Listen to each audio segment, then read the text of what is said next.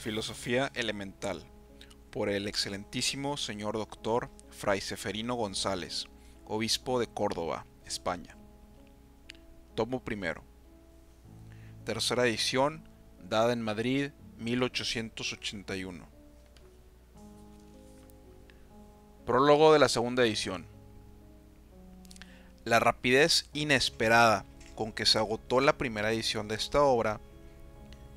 bien puede considerarse como síntoma de bien en nuestra desgraciada y tan abatida patria,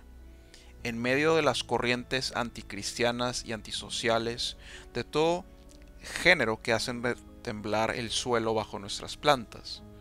en medio de esas corrientes positivistas, materialistas y ateas que, levantándose de todos los puntos del horizonte, vienen a cruzarse sobre nuestras cabezas y chocan con estruendo y luchan con perseverante obstinación con las corrientes espiritualistas, bien puede considerarse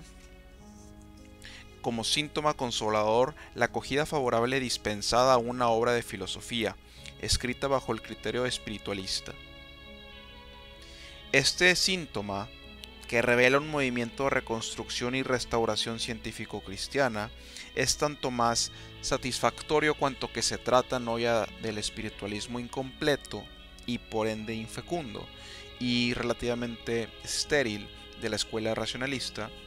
sino que se trata de un libro informado por el espiritualismo cristiano, o mejor dicho, católico,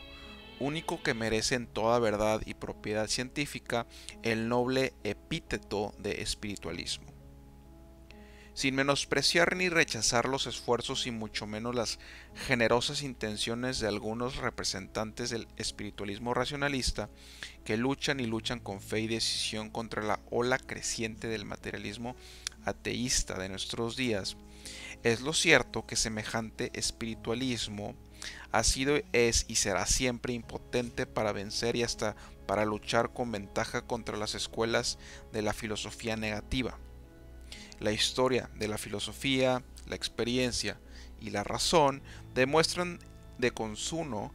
que el espiritualismo cristiano es el único espiritualismo sólido, el único espiritualismo verdadero, el único espiritualismo filosófico y completo.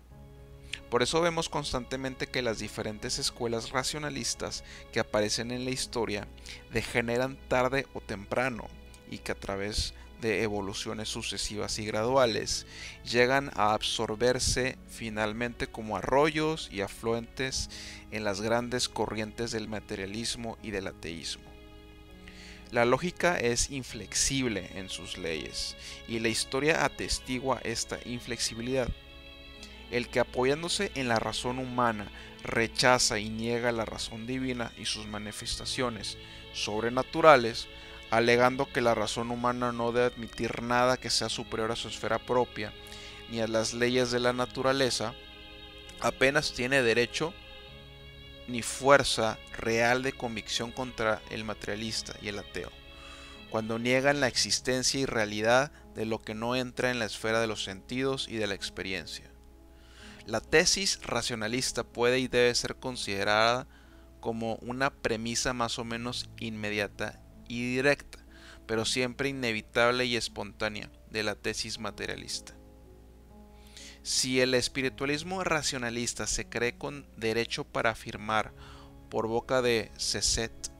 que la distinción entre las verdades naturales y las sobrenaturales es para nosotros una distinción completamente artificial, es natural que el materialismo afirme a su vez que la distinción entre las verdades del orden sensible y experimental y las verdades metafísicas y del orden puramente inteligible es una distinción completamente artificial. En sus luchas contra el materialismo, el espiritualismo racionalista no puede evitar las acusaciones de inconsecuencia que los partidarios de aquel le lanzan al rostro con sobrado fundamento. Pues como nota oportunamente Bachero, no vemos en verdad que la creación sea más inteligible que la encarnación de la divinidad, ni que sea más fácil comprender el ser, la vida, el pensamiento fuera del espacio y del tiempo, que la unidad de tres personas divididas en una sola y misma naturaleza. De aquí que es acusado por sus adversarios en este terreno de la inconsecuencia. El espiritualismo racionalista se ve precisado a batirse en retirada, abandonando sucesivamente sus posiciones, sin excluir las que parecen más fuertes e inexpugnables, cuales por ejemplo la creación del mundo ex nihilo, afirmación que constituyendo como constituye una de las fundamentales del espiritualismo racionalista, es según uno de sus principales representantes un misterio incomprensible, una cosa que está fuera de la ciencia, acerca de la cual nada se puede afirmar ni negar. No hay para qué llamar la atención sobre la afinidad, por no decir identidad de doctrina que aquí se descubre entre el representante del espiritualismo racionalista y los partidarios del materialismo. El mismo Büchner no tendría dificultad en hacer suya semejante doctrina.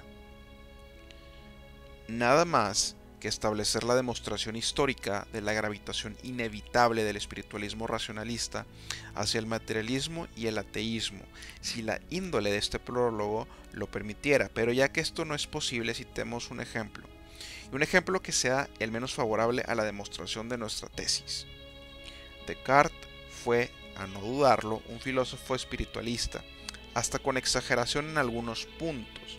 Por otro lado, no puede ser apellidado racionalista en el sentido riguroso y propio de la palabra, y sin embargo, la levadura semirracionalista que se encuentra en su filosofía ha hecho que ésta, por confesión de sus mismos encomiadores y partidarios, haya venido a sintetizarse en la enciclopedia del siglo pasado, paréntesis, siglo XVIII, cierro paréntesis, y la filosofía de Cabanis y la Métairie. Después de las evoluciones sucesivas y lógicas representadas por Spinoza, Hume, Hobbes, Locke y Condillac. Lo que ha sido en la historia será siempre en la historia, sobre todo cuando la historia marcha en perfecto acuerdo con la lógica.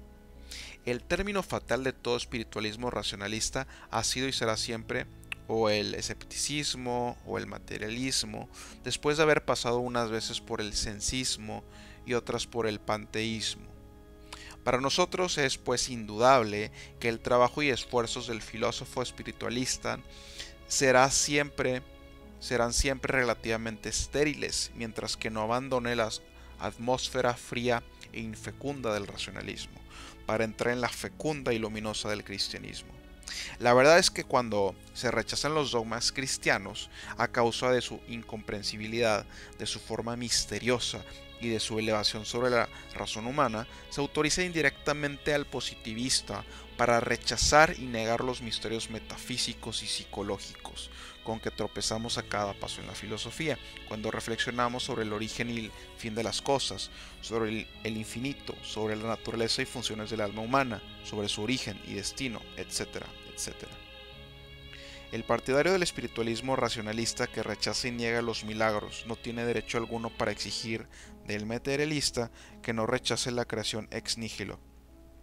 que es el mayor de los milagros. Después de las reflexiones que anteceden, nuestros lectores comprenderán desde luego por qué razón y qué sentido hemos dicho que la acogida favorable dispensada a nuestra filosofía elemental es un síntoma consolador para nuestra patria. El favor dispensado de este libro revela la existencia de una reacción más o menos pronunciada y general para restaurar la filosofía cristiana y concederle el puesto de honor que de justicia le es debido en todo el mundo cristiano, pero con especialidad en nuestra católica España.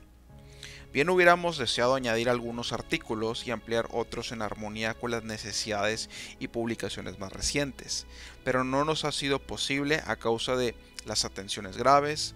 apremiantes y preferentes de nuestro cargo episcopal. Aprovechando sin embargo algunos instantes fugitivos, hemos hecho algunas modificaciones, ampliaciones y adiciones que el lector hallará en sus respectivos lugares.